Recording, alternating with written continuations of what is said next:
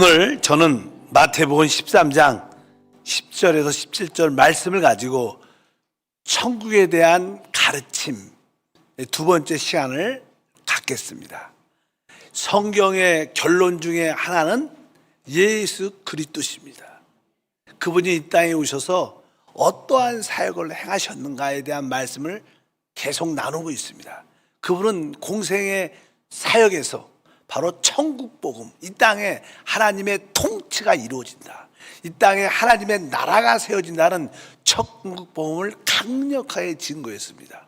바로 이 땅에 하나님 나라가 임하는 증거로서 귀신을 쫓아내셨고 질병을 치유하셨습니다. 그리고 나서 이제 주님은 놀라운 것들을 우리에게 가르쳐 주셨습니다. 여러 가지가 있었죠. 무엇을 가르치셨는가? 구원이 무엇이고 우리가 기본적으로 어떻게 구원을 받는가? 아주 기본적인 구원에 대한 가르침이 있었어요. 그리고 나서 그분은 이제 신약에 하나님의 경륜, 하나님의 뜻이 무엇인가를 보여주셨고, 바로 또 세 번째 오늘 천국에 대한 말씀을 우리에게 가르치셨습니다. 천국. 그래서 사실 우리는 다 주 예수를 믿으면 성령으로 거듭납니다. 거듭남은 바로 하나님의 생명을 얻는 것이기 때문에 바로 우리는 하나님을 아버지라고 우리는 갖습니다.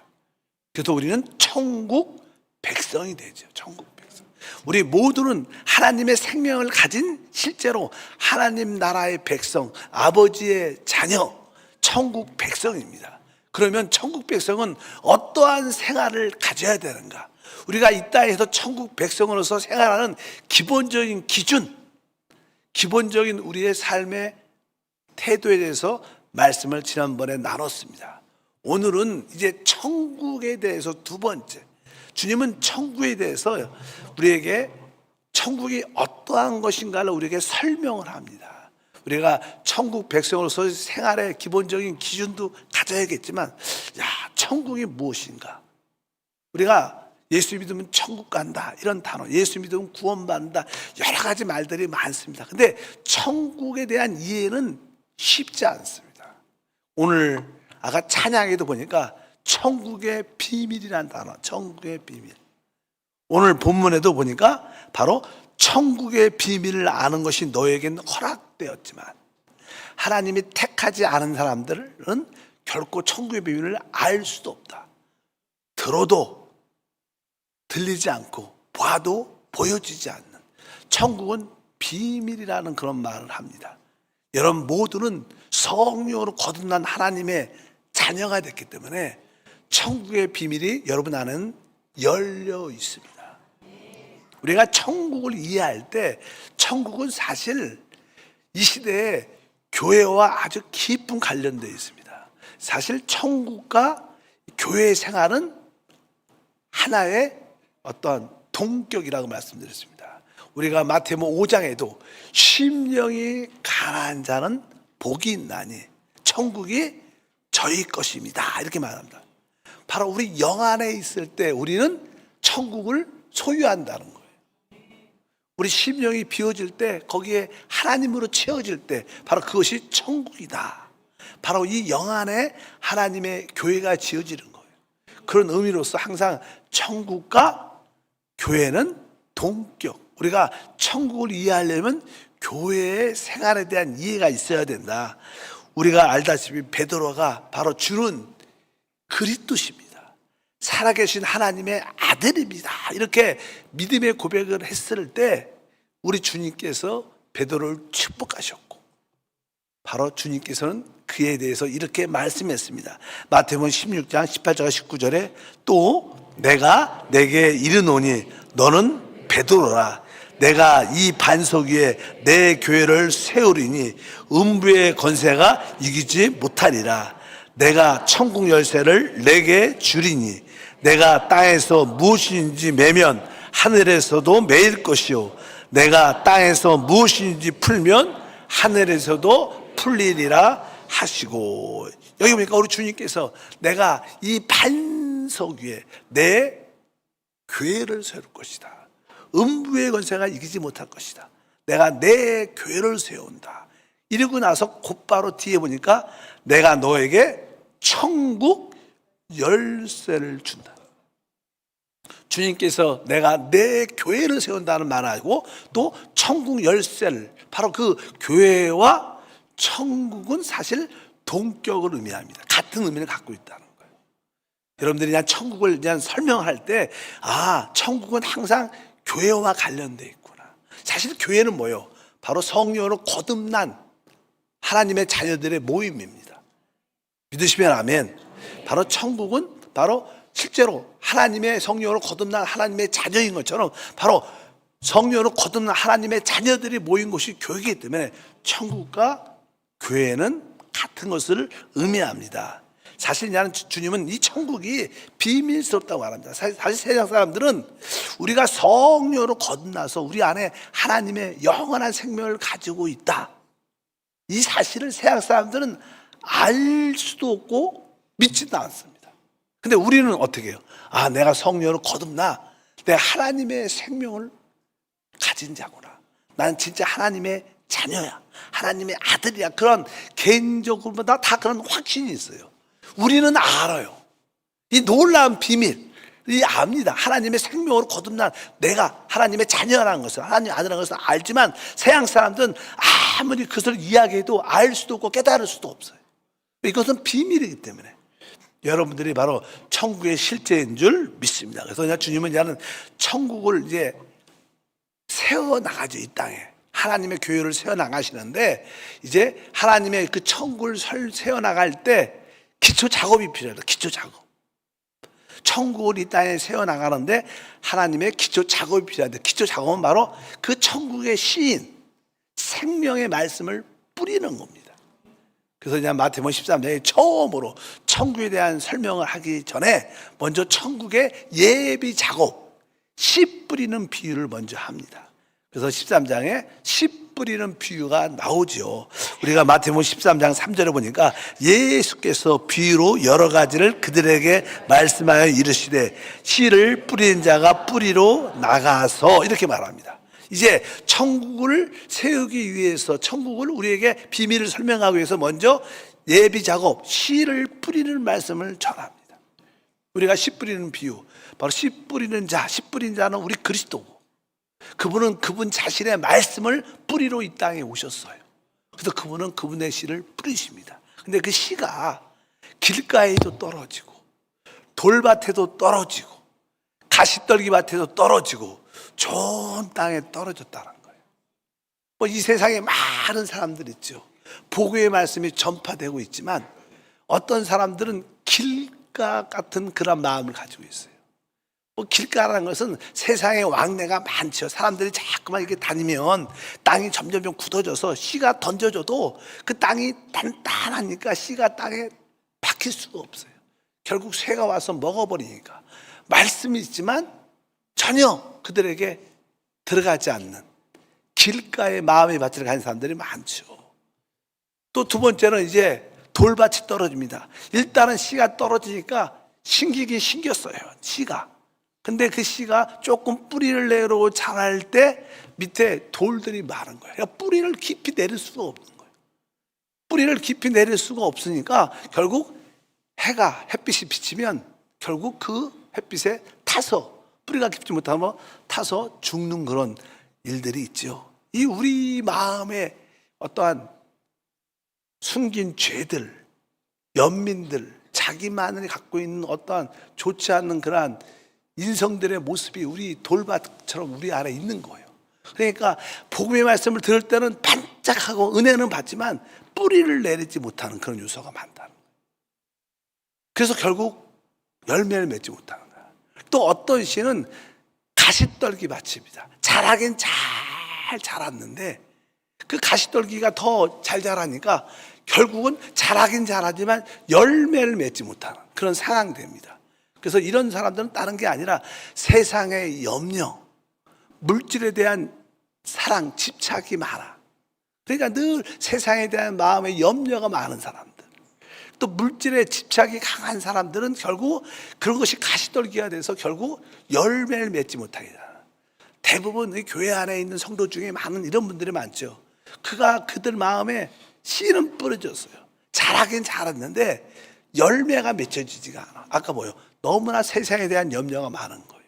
돈에 대한 사랑이 많은 거예요. 그러니까 결국 열매를 맺지 못한다. 그러나 어떤 씨는 아주 좋은 땅에, 좋은 밭에 떨어졌어요. 그래서 결국 60배, 30배, 60배, 100배의 열매를 맺었다. 이렇게 이제는 천국에 세워지는 예비 작업으로 씨 뿌리는 비유를 쫙 말씀합니다. 이제 여러분 안에는 뭐가 심겨졌어요? 생명의 씨가, 천국의 씨가, 그리스도가 우리 마음에 심겨져 있어요. 믿으시면 아멘. 여러분 마음 밭에 생명의 씨가 심겨져 있습니다. 그리스도가 우리 안에 심겨져 있습니다. 이제 이분이 이제는 잘 자라야겠죠. 성경은 이렇게 말씀을 합니다. 그리고 이제 천국에 대한 진짜를 설명을 해요. 13장 24절과 25절을 보니까 예수께서 그들 앞에 또 비유를 들어 이르시되 천국은, 이렇게 시작해요. 천국은 정확하게 말합니다. 천국은, 읽어보겠습니다. 씨를, 좋은 씨를 제밭에 뿌린 사람과 같으니 사람들이 잘 때 그 원수가 와서 곡식 가운데 가라지를 덧뿌리고 갔더니, 천국은 좋은 씨를 제밭에 뿌린 사람과 같다, 이렇게 말합니다. 사실 이 교회는, 참된 교회는 성령으로 거듭난 자만이 참된 교회입니다.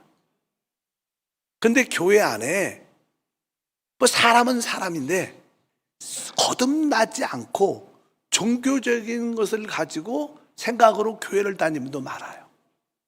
교회를 다닐 때 많은 사람들이 있죠.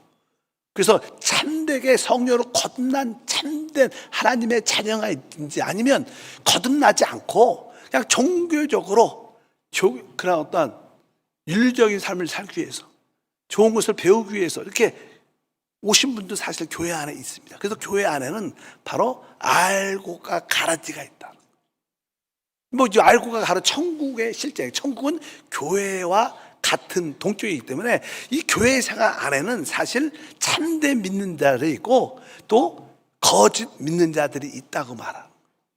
아마 우리 교회에도 그렇겠죠. 참된 신실한 자들이 있지만 종교적으로 그냥 교회를 오시고 예배하는 그런 분들도 사실 많습니다. 그래서 이 교회 생활에 대한 그런 설명을 합니다. 그래서 교회 안에는, 바로 천국 생활 안에는 뭐가 알고가 가라지가 있다는 거예요. 여러분들이 다 알고 계신 줄 믿습니다. 적어도 금요 찬양 예배 오신 분은 참된 알고계십니다. 여러분에게 그런 축복이 임했습니다.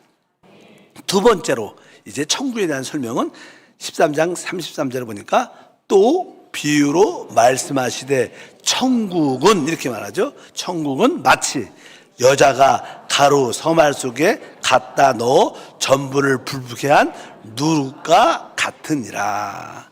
천국은 또한 이 교회 안에 참된 진리의 말씀이 전해져야 돼요.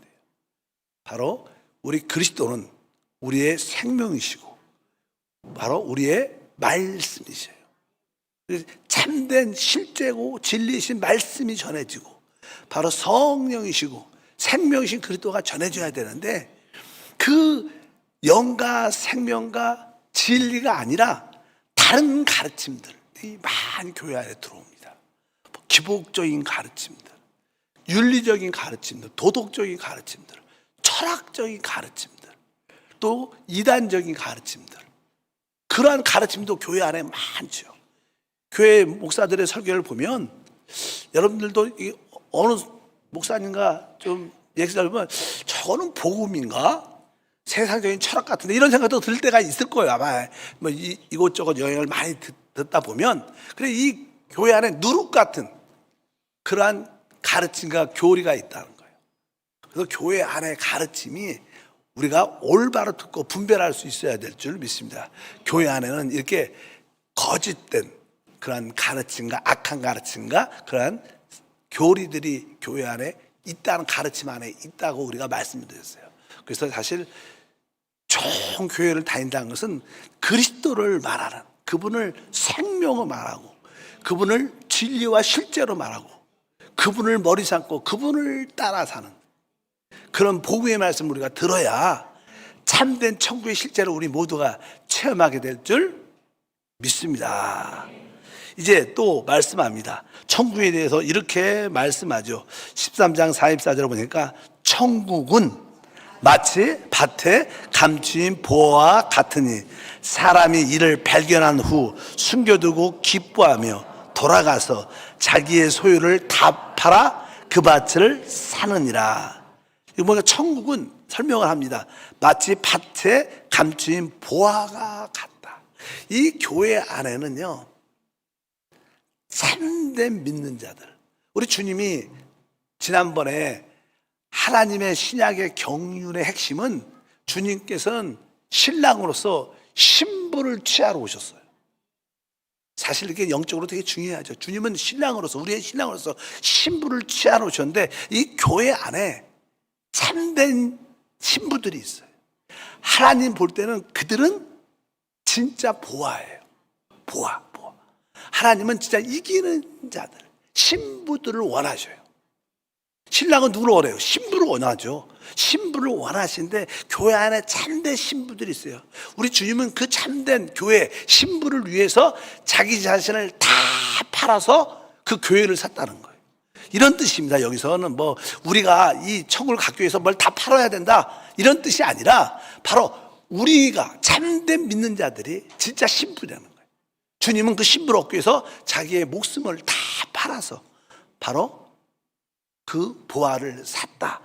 바로 그것이 천국의 비밀이라고 설명을 합니다.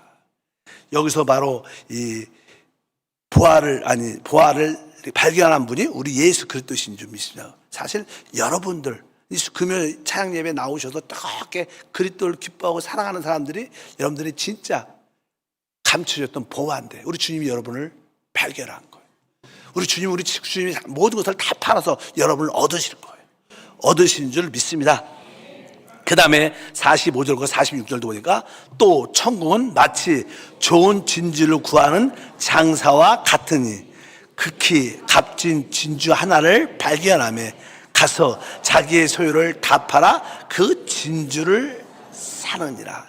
여기도 이제는 좋은 진주를 구하는 장사와 같다. 장사하는 사람, 사업가와 같다. 아주 좋은 진주를 구하는데 그것을 드디어 발견했어요. 그래서 오늘 말씀 보니까 자기 소유를 다 팔아서 그 진주를 샀다. 보통 우리가 이 성경을 읽어보면 땅이라는 개념은 이스라엘을 의미합니다.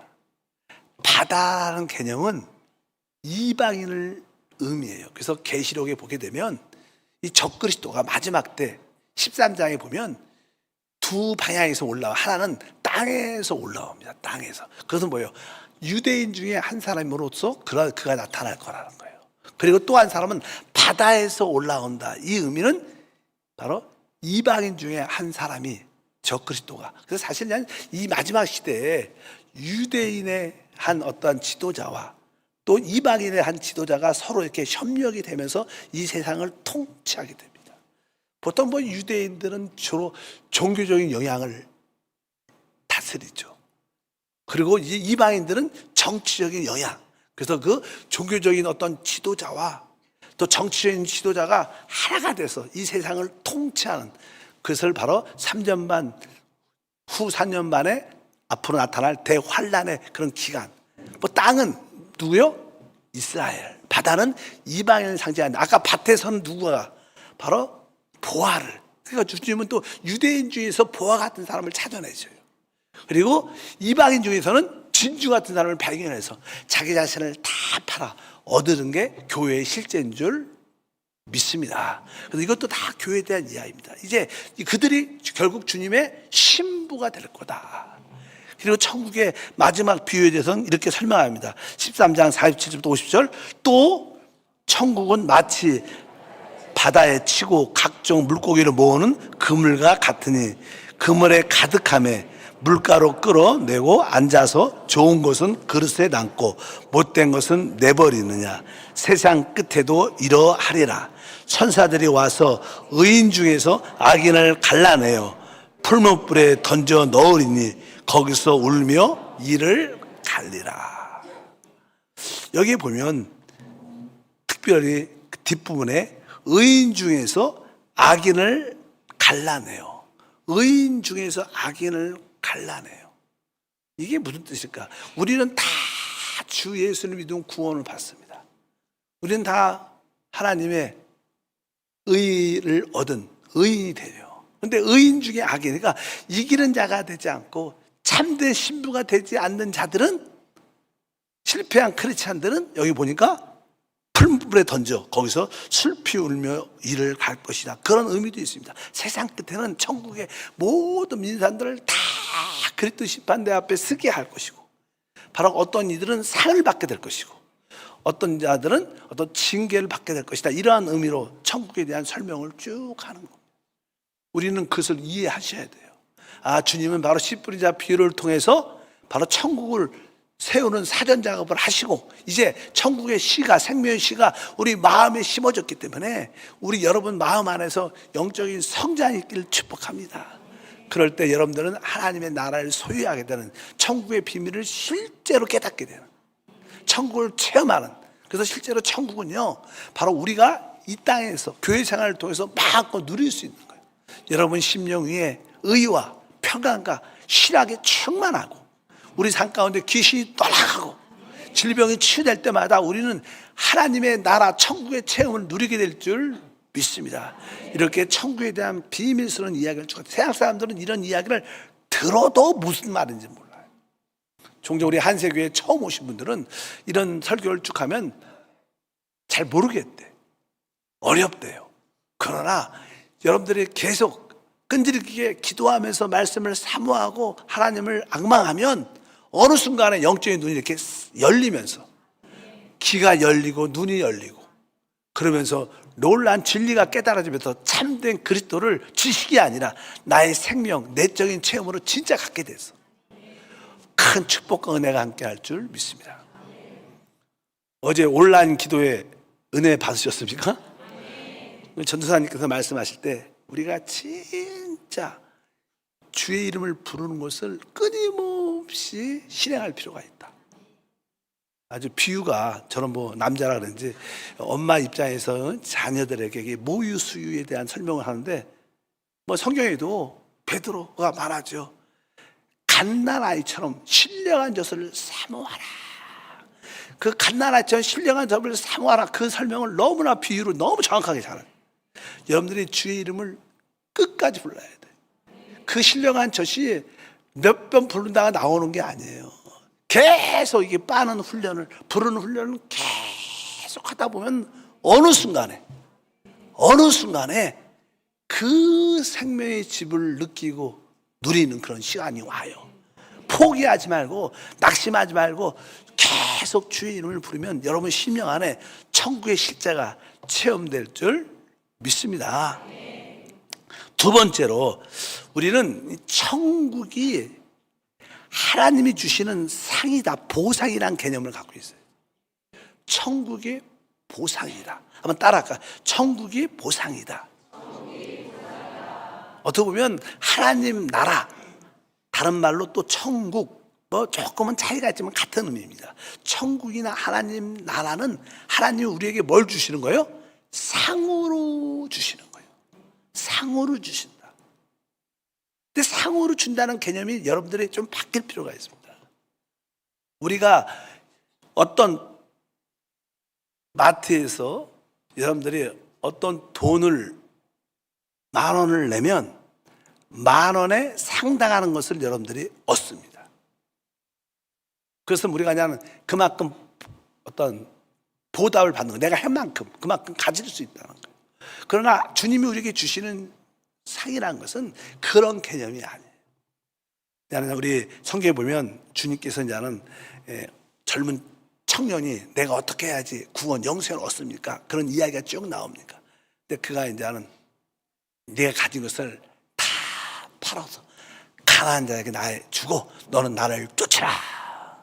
그러니까 그 부자 간원이 재산이 많으니까 걱정이 돼서 슬퍼하며 떠나는 그런 모습을 기록하고 있습니다.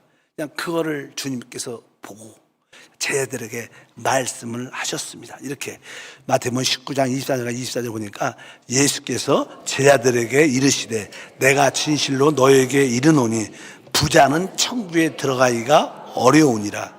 다시 너희에게 말하노니 낙타가 바늘기에 들어가는 것이 부자가 하나님의 나라에 들어가는 것보다 쉬우니라 하시니.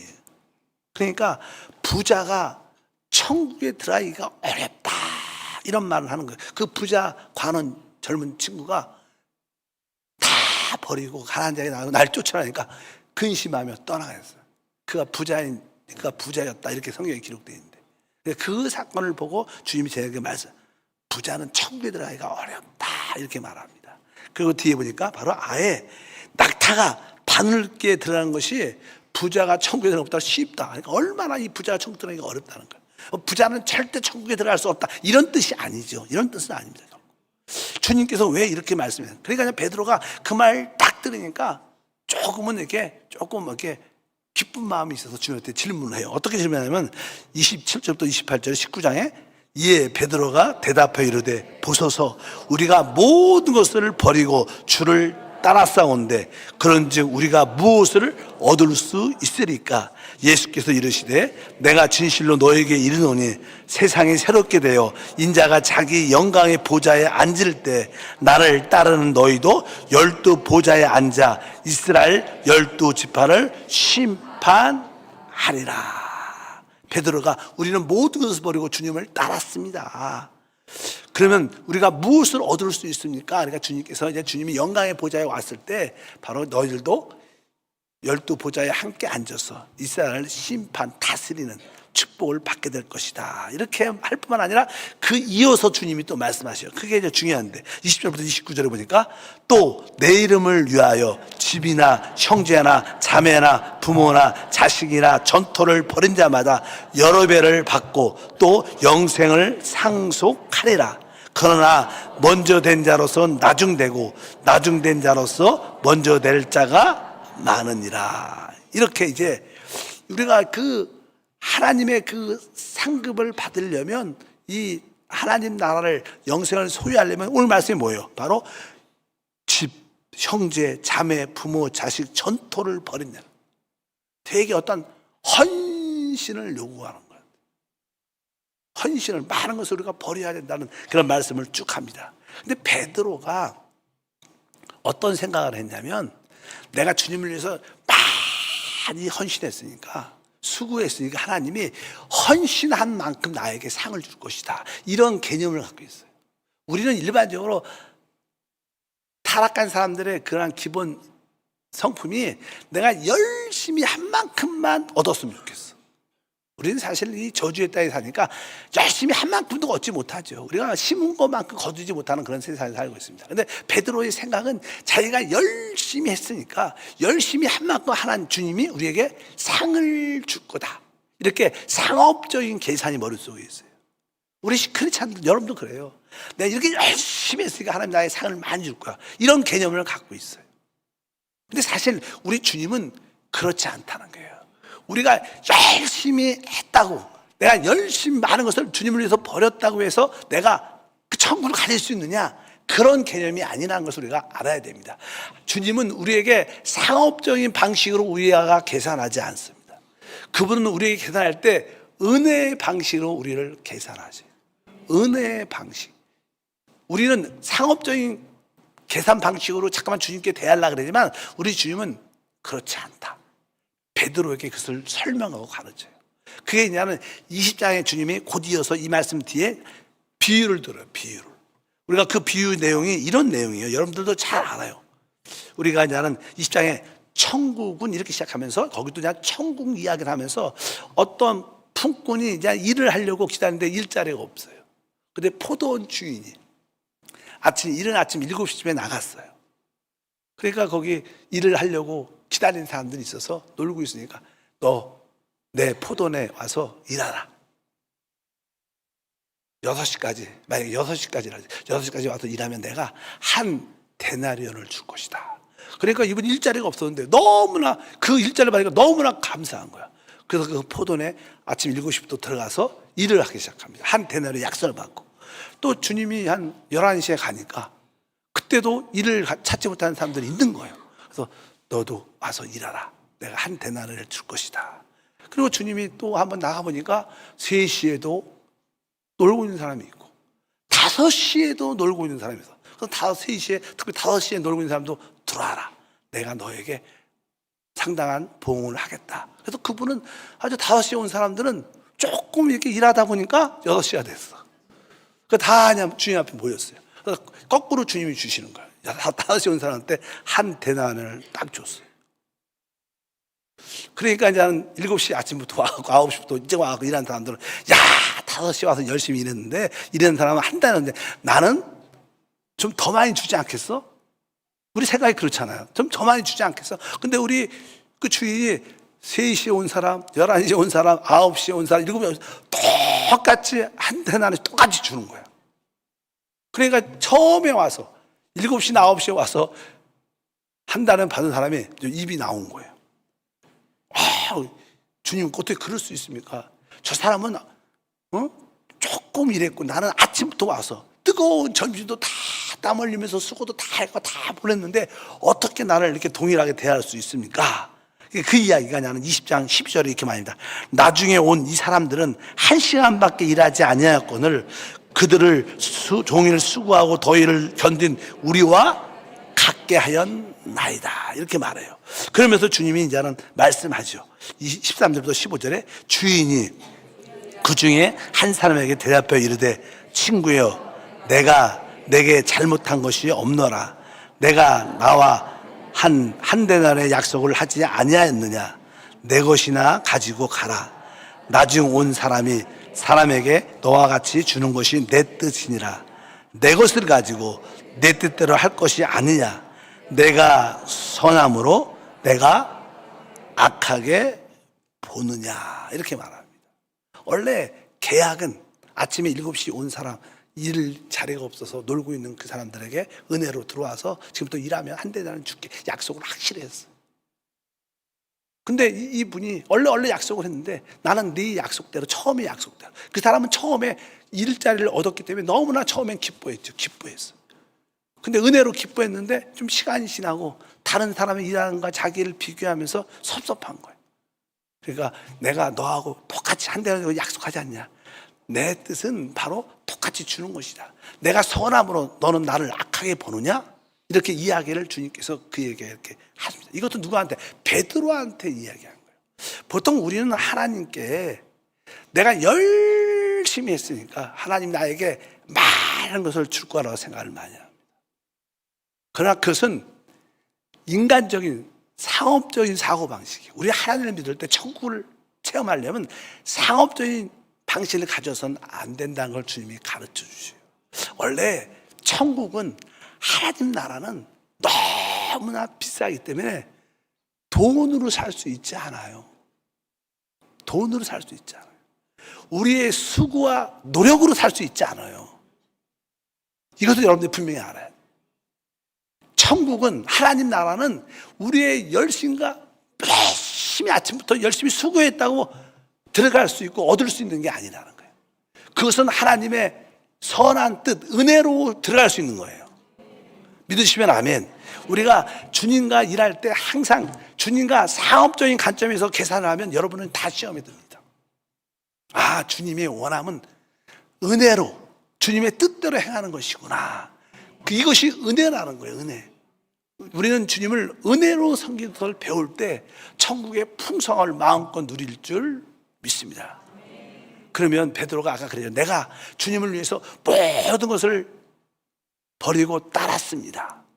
그러니까 주님이 뒤에 이제 날 위하여 가족, 친척, 모든 것을 다 버리면 이런 이야기를 해요. 사실 우리가 천국을 그런 것들을 버리는 이유는 천국을 얻기 위해서 버리는 게 사실 아니에요. 우리가 버렸다는 것은 천국에 들어가지 못하도록 막는 것들이에요. 그런 것들을 우리를 얽매이게 하는 것들이에요. 그런 것을 천국에 들어가지 못하도록 얽매이는 것을 버리라는 뜻이지 그것을 대가로 생각하면 안 된다는 거예요. 믿으시면 아멘. 여러분들도 많은 것들이 이렇게 버린다는 뜻은요, 여러분들이 붙잡고 있는 것들은 대부분 천국의 하나님 나라에 들어가도록 방해하는 것들이에요. 우리를 묶는 것들입니다. 근데 그런 것들을 버린다는 것은 네가 천국에 자연스럽게 쉽게 들어올 수 있도록 그런 것을 버리라는 뜻이지, 네가 이만큼 버렸으니까 내가 천국만큼 천국에서 상을 이렇게 주겠다, 이런 개념이 아닌 줄 믿습니다. 그래서 주님께서 바로 하나님의 나라, 하나님의 천국은 바로 은혜로 주는 거지. 내가 얼마큼 했으니까 그 보답으로, 네가 이만큼 했으니까 내가 보답할게, 이게 아니고 그냥 상으로 주시는 거예요. 천국은 바로 우리가 천국에 들어가지 못하도록 막고 있는 그런 것을 우리가 기쁨으로 버리면 여러분들은 풍성하게 들어갈 수 있을 거예요. 세상은 사랑하는 마음도 버리고 늘 나를 붙잡고 있는 가족에 대한 연민 사랑도 내려놓고 세상에 대한 돈의 사랑도 내려놓으면 여러분들의 마음은 다 천국에 있을 거예요. 근데 자꾸만 그런 거에 붙잡히면 여러분들이 천국에 들어가기 쉽지 않아요. 그래서 그런 것을 다 내려놓으면 여러분들은 천국을 은혜와 보상으로 얻게 될 것이다. 이렇게 주님은 우리에게 천국에 대한 비밀들을 열어준다. 여러분들이 천국의 비밀을 확실히 깨달으면 우리 신앙의 어떤 시험도 어떤 문제도 다 이길 수 있는 담대한 믿음이 생기는 줄 믿습니다. 그러면 여러분들은 다른 사람과 비교하지 할 필요도 없고 비교할 이유도 없게 돼요. 그럴 때 여러분들은 그 은혜에 감사해서 더 큰 충성과 헌신과 누림을 우리 모두가 갖게 될 줄 믿습니다. 천국은 비밀입니다. 하나님이 택하지 않은 사람들은 절대로 깨달아질 수 없는 거예요. 보여지지도 않는 것들입니다.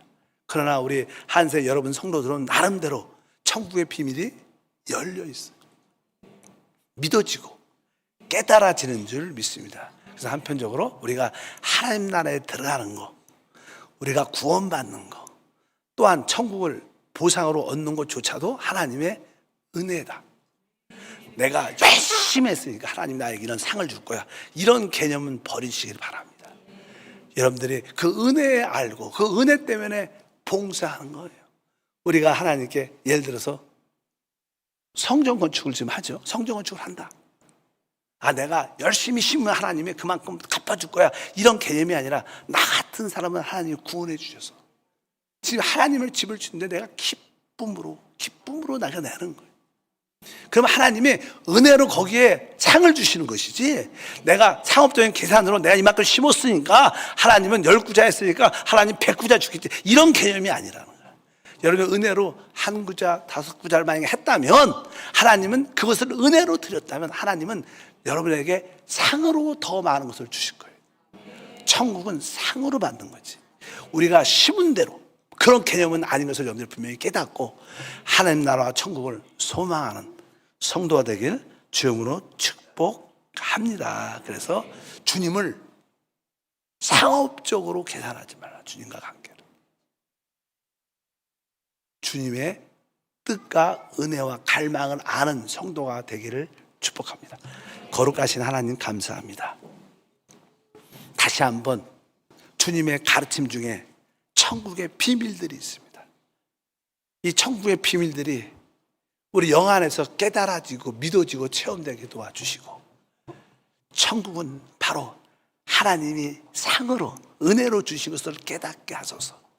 우리 안에 늘 주님과 상업적인 계산이 있었지만 이것을 회개합니다. 상업적인 계산을 넘어서 주님의 뜻과 갈망과 주님의 은혜를 보고 모든 것을 기쁨으로 행할 때마다 넘치는 상을 누리게 하옵소서. 주 예수 이름으로 기도함나이다. 아멘.